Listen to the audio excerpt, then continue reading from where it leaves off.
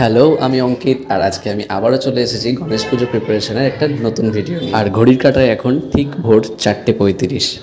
তো আজকে আমরা যাব হাওড়া ফুল মার্কেট, কারণ আজকেই সেই দিন যে দিনটার জন্য আমি এতদিন ধরে প্রিপারেশন নিচ্ছিলাম। তোমাদের সকলকে জানাই শুভ গণেশ চতুর্থী।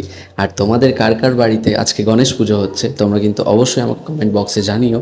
তো যাই হোক, ভোরবেলার এই ঠান্ডা হাওয়া খেতে খেতে আমরা কিন্তু পৌঁছে গেছিলাম হাওড়া ফুল মার্কেট।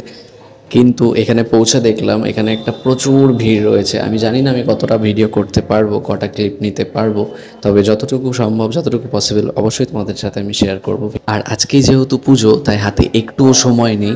তাড়াতাড়ি করে এখান থেকে ডেকোরেশন আর পুজোর ফুলমালা নিয়ে আমরা কিন্তু চলে যাব ভূতনাথ ঘাটে, কারণ সেখান থেকে আমাদেরকে নিতে হবে গঙ্গা মাটি আর গঙ্গার জল। এইগুলো নিয়ে আমরা সোজা চলে যাব বাড়িতে।